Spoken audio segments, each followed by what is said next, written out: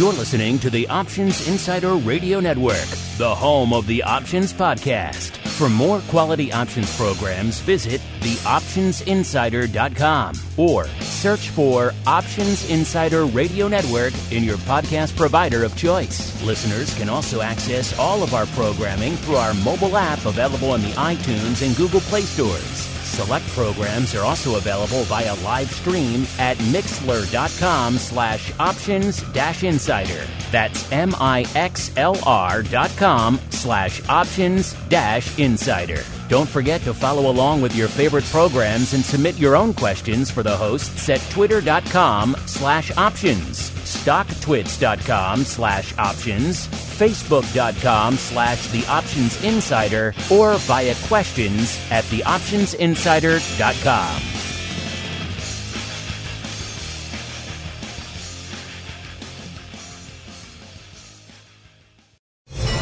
You wanted it, you got it. A radio program that helps teach you options trading inside and out, basic to complex. This is Options Bootcamp. Whether you want to learn how to protect your portfolio, generate income, or even become a master of volatility, the Options Bootcamp drill instructors will break it all down for you. Options Bootcamp is brought to you by NASDAQ. From its inception, NASDAQ has been an innovator and agent of change in the financial markets. It's in our DNA. From the development of electronic trading to our drive to bring enhanced functionality and world-leading technology to our suite of 6 options exchanges, we exemplify customer focus, consistent technology, and streamlined solutions. NASDAQ, tech forward, leading the U.S. options market and continually rewriting tomorrow. Now, let's get you into peak options trading shape. Here are your Options Bootcamp drill instructors, Mark Longo, Dan Passarelli, and Jill Malandrino. All right, everybody, welcome back to Options Bootcamp, the program here on the old Options Insider Radio Network, where we dive deep into those educational options waters. My name is Mark Longo from theoptionsinsider.com, as well as, of course, from this fun network upon which you're listening to this fine program right now, or maybe you're listening to it. A lot of you like to listen to just directly from the Bootcamp feed. If you're just doing that, A, we like you, we welcome you. B, you're missing out on a whole bunch of other great stuff on the network, roughly a dozen or so programs for you guys to sink your teeth into. You like volatility, we got that. If you like futures options, we got that. If you like advisors and options, we got that. If you like more stuff for active retail out there, basic retail, we got all of that in spades and a lot more. So wherever you listen to this, make sure you upgrade to subscribe to the full network. We'll have stuff hitting you pretty much every day, sometimes a couple times a day out there. So we will keep you informed, engaged, enlightened, indeed entertained, hopefully, out there. And if you have a question, a comment, hit us up. We do love to hear from you guys. And we also like to hear from our compatriots here on the old program. First off, joining me once again, the black-hatted one himself, Mr. P, a.k.a. Dan Passarelli, the founder of Market Taker Mentoring. Mr. P, welcome back to Options Bootcamp, sir. It has been far too long. Oh, such a long time. Oh, my God. I can't even tell you. Good to be back. Good to be back. I know. Hopefully you remember how all of this works. And also joining us once again, holding down the NASDAQ hot seat, Mr. Eric METZ, the Chief Investment Officer over there at SPIDERROCK Advisors. Eric, welcome back to you. It has been too long as well, sir. It has been. I appreciate it, Mark. Looking forward to it. All right, let's get to it then. Answering some of your questions. It's time to break out the old mail call. Mail call. Time to look at questions submitted by our listeners.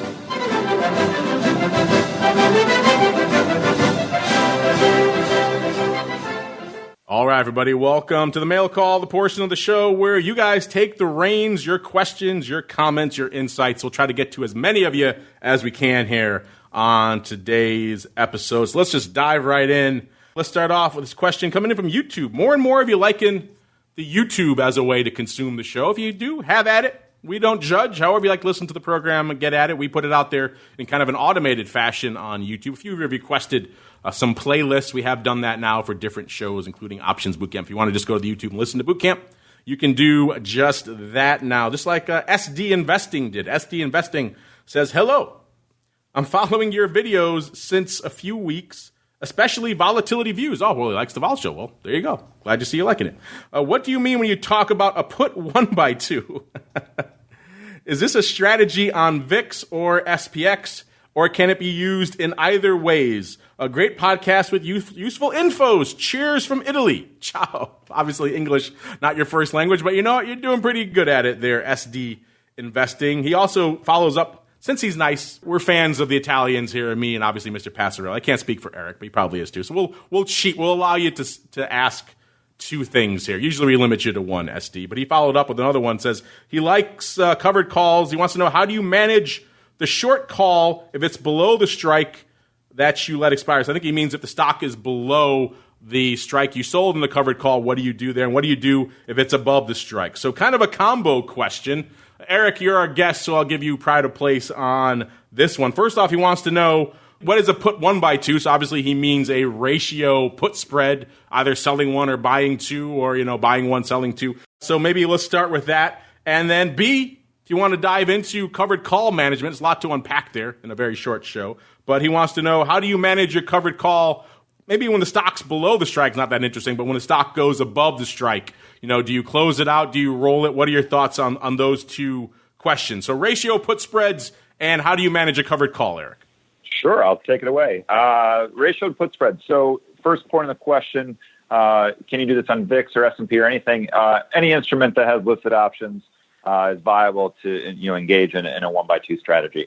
I'd say there's two rational reasons why one would want to, I would say, buy one and sell two. If you are a long stockholder, so we'll use Microsoft, and if you wanted to buy a put that was closer to the money and protect yourself from downside, doing that, but defraying the cost of that by selling contracts beneath there. And then furthermore, knowing that you are a fundamental long holder of the stock, give yourself the ability to actually buy more stock even further below there, right? That is the mindset of, why somebody would want to engage in that strategy from a retail perspective.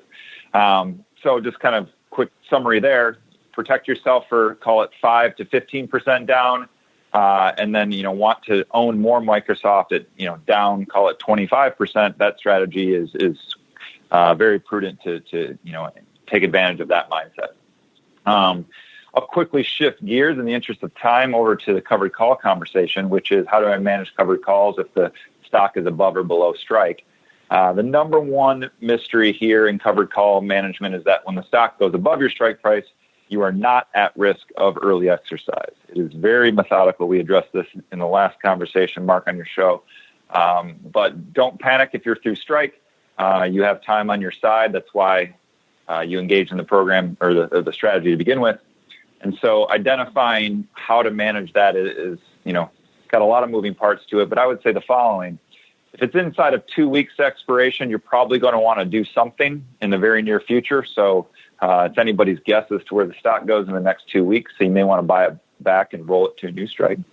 But if you have a lot of time, call it more than 30 days, it's really a function of how bullish or bearish you are on the security or the market. So I would say stay the course and, be somewhat hands off unless you're trying to capitalize on, what we'll call a volatility trade and not so much the direction of the stock or to try to produce income.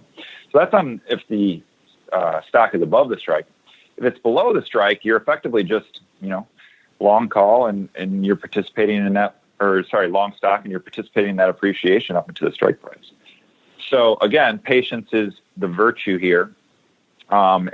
If you're nearing expiration, you can probably just let it expire and re-engage in selling a new call after expiration. If you wanted to purchase it back preemptively and do the same thing, there's nothing wrong with doing that. But again, you're fast forwarding the clock into expiration, seeing what your risk exposure looks like, and if you're comfortable with that, you can transact accordingly. But wouldn't really panic if the stock goes through strike, especially if you have a lot of time left in the call option.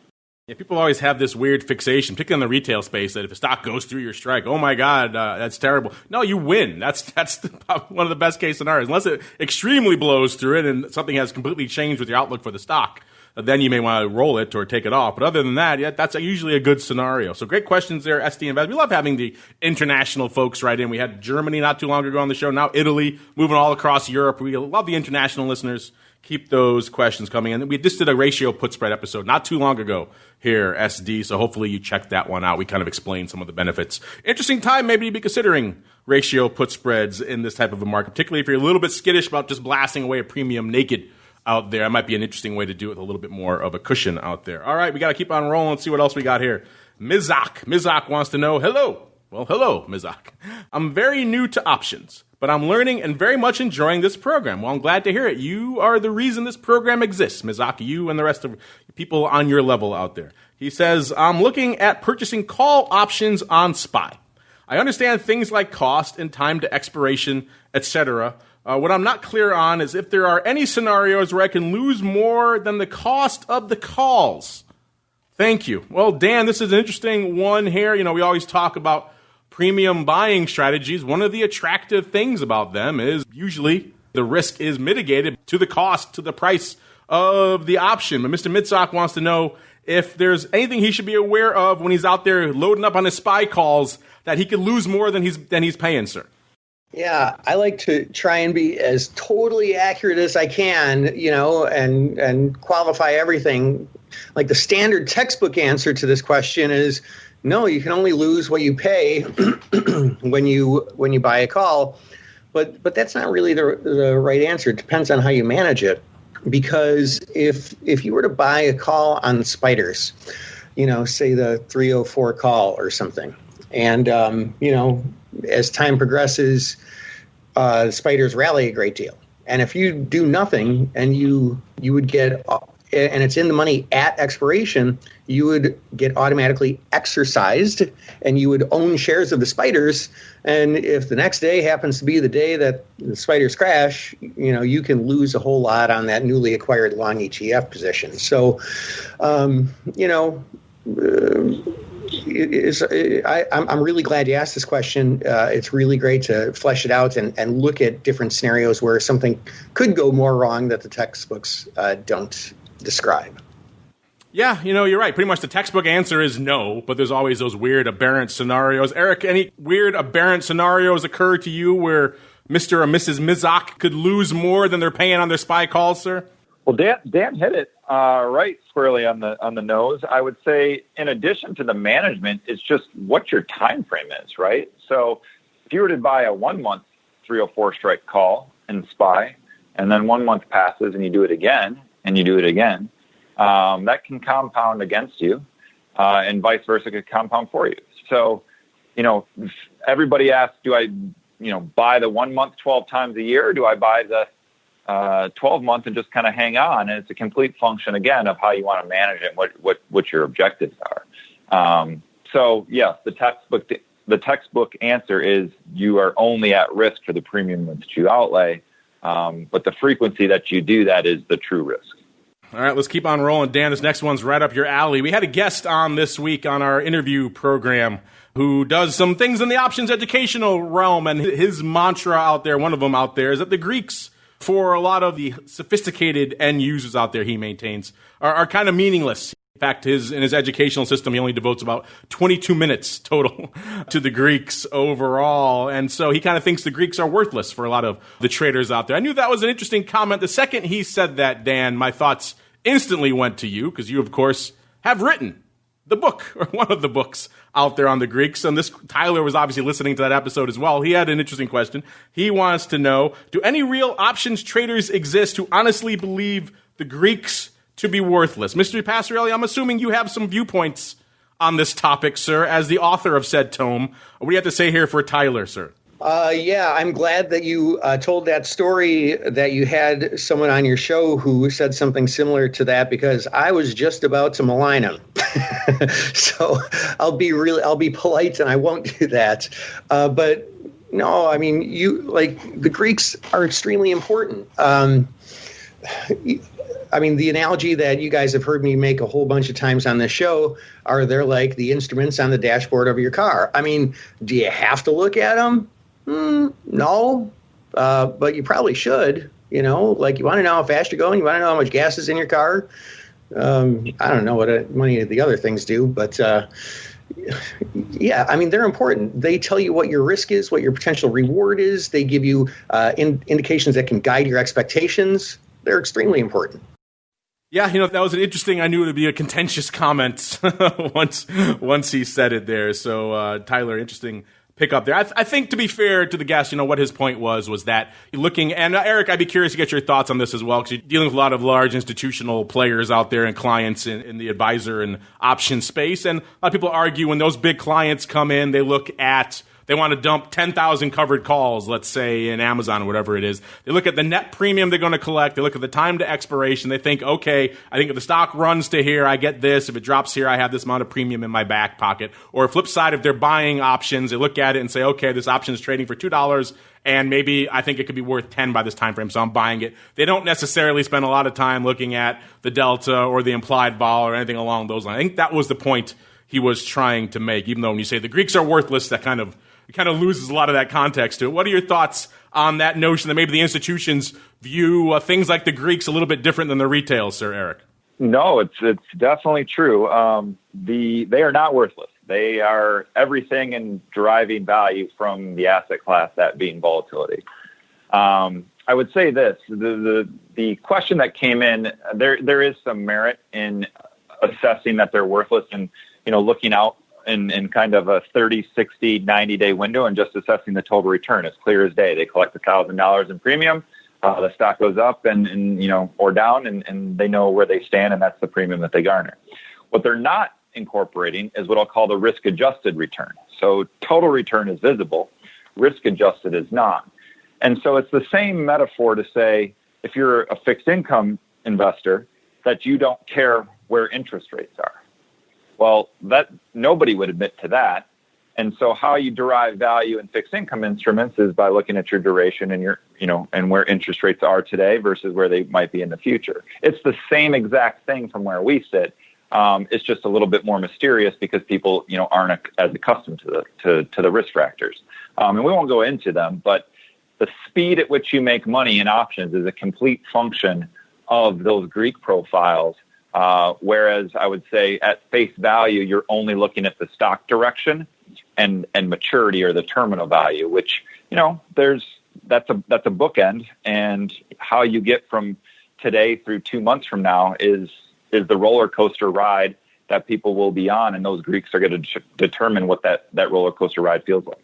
Yeah, I think we all can get behind here. Knowledge of the Greeks can only serve you here. Maybe fixation on them sometimes could be a negative thing. So I can maybe see where maybe it's coming from that perspective. If you're just focusing minutely on just delta to the detriment of the rest of your position, maybe. But in general, strong understanding of the Greeks can only serve you well out here. All right.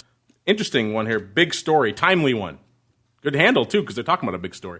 Big Story says, love the weekly boot camp. Well, thank you. We love you, too, Mr. or Mrs. Big Story. Thank you so much. No, thank you. You're my dose of sanity during my stay-at-home times. Well, thank you. We try. I can't speak for Dan here. He's a little crazy, but the rest of us try to keep things level-headed here. He says, I'd love to know what you guys think about Credit Suisse shutting down all of its popular volatility ETNs, including TVIX.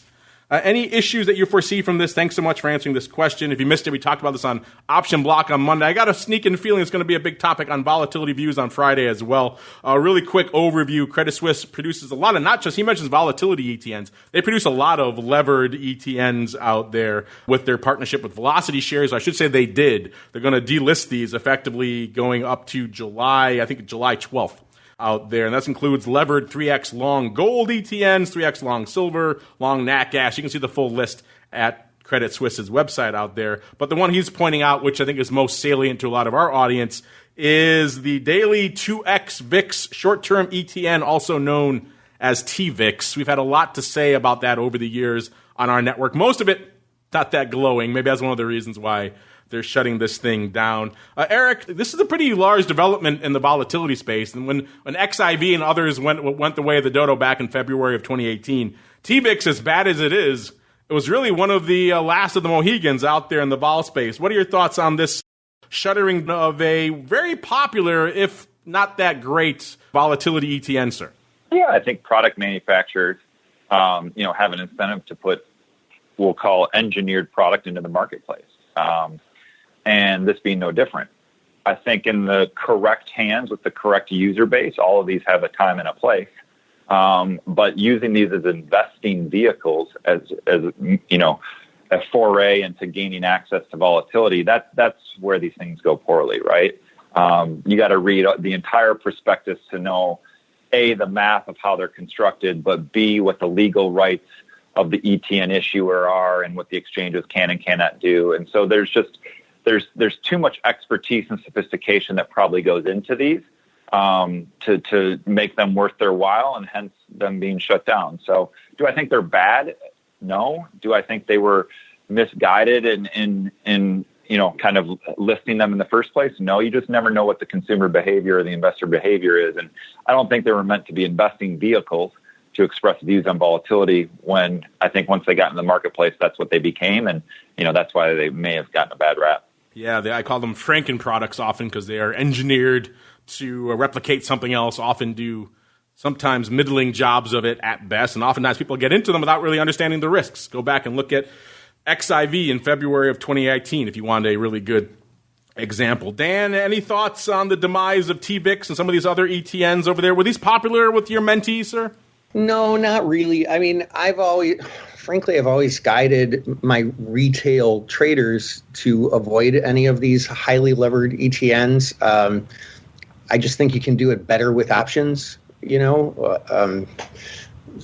Was it Warren Buffett at some point said options were weapons of mass or financial weapons of mass destruction? Was it? He said something like that, even though he uses them himself.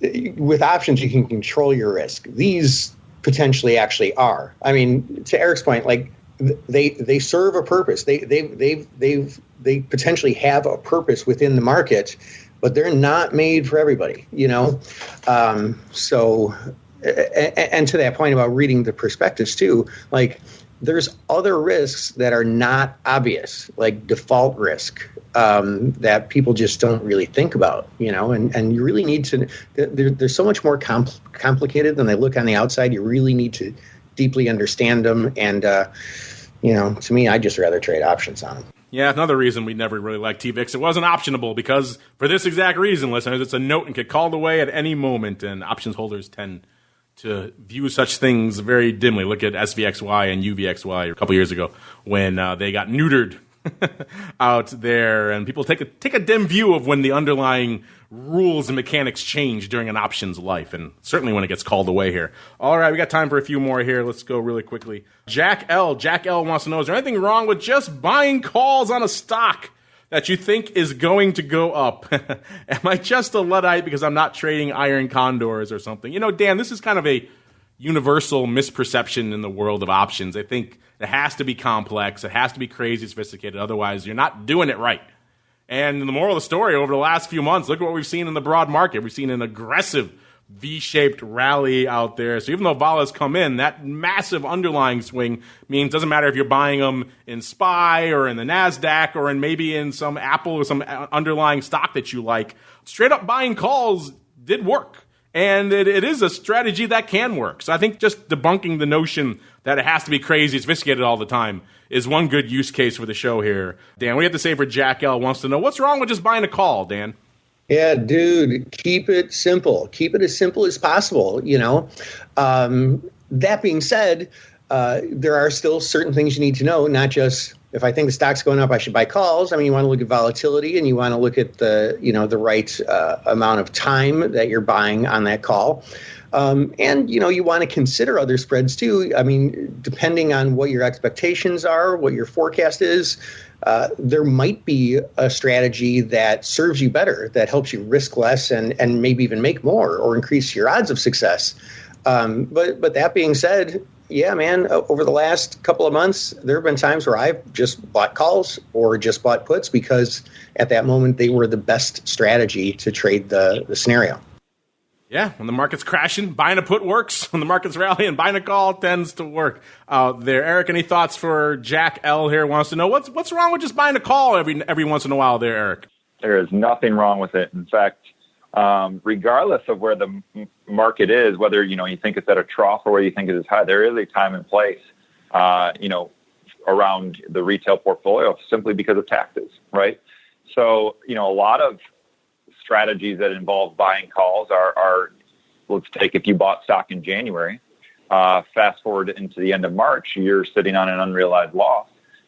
Swapping that risk by selling your stock, taking the realized loss into a long call for tax purposes, but maintaining the exposure for some duration of time is very prudent. In fact, regardless of the volatility level.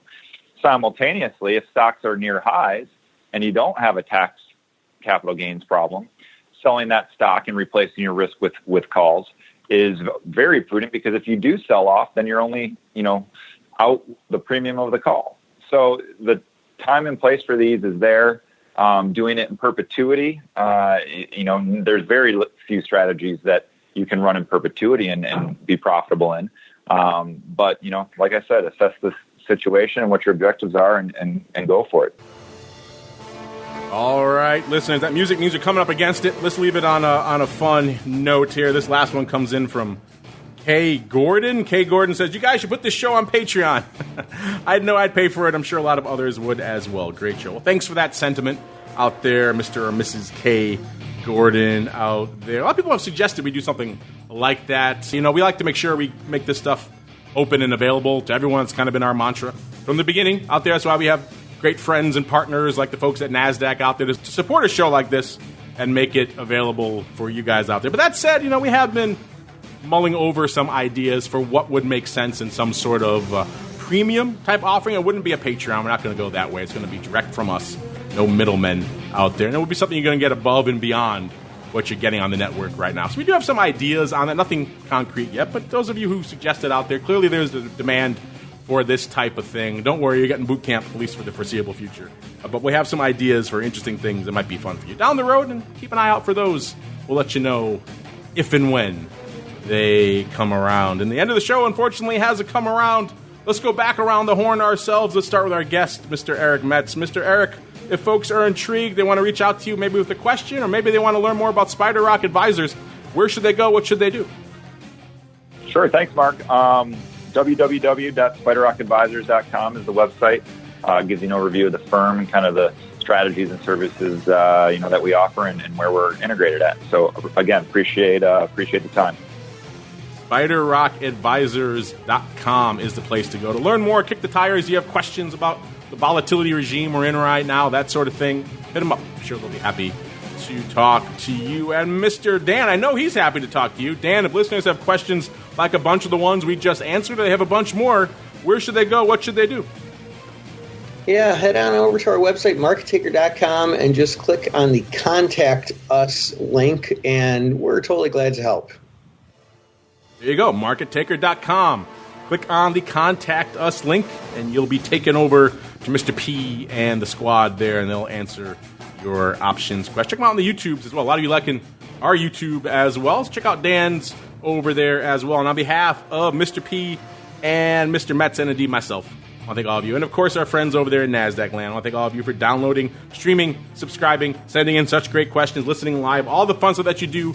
Keep it coming. And we'll see you back here next week for more Options Bootcamp.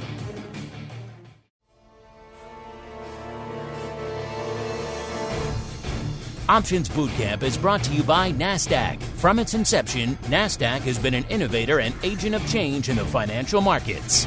It's in our DNA. From the development of electronic trading to our drive to bring enhanced functionality and world-leading technology to our suite of 6 options exchanges, we exemplify customer focus, consistent technology, and streamlined solutions.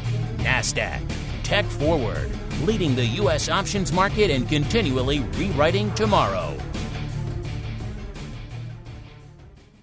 You're listening to the Options Insider Radio Network, the home of the Options Podcast. For more quality options programs, visit theoptionsinsider.com or search for Options Insider Radio Network in your podcast provider of choice. Listeners can also access all of our programming through our mobile app available in the iTunes and Google Play stores. Select programs are also available via live stream at mixlr.com/options-insider. That's MIXLR.com/options-insider. Don't forget to follow along with your favorite programs and submit your own questions for the hosts at twitter.com/options, stocktwits.com/options, facebook.com/The Options Insider, or via questions at theoptionsinsider.com.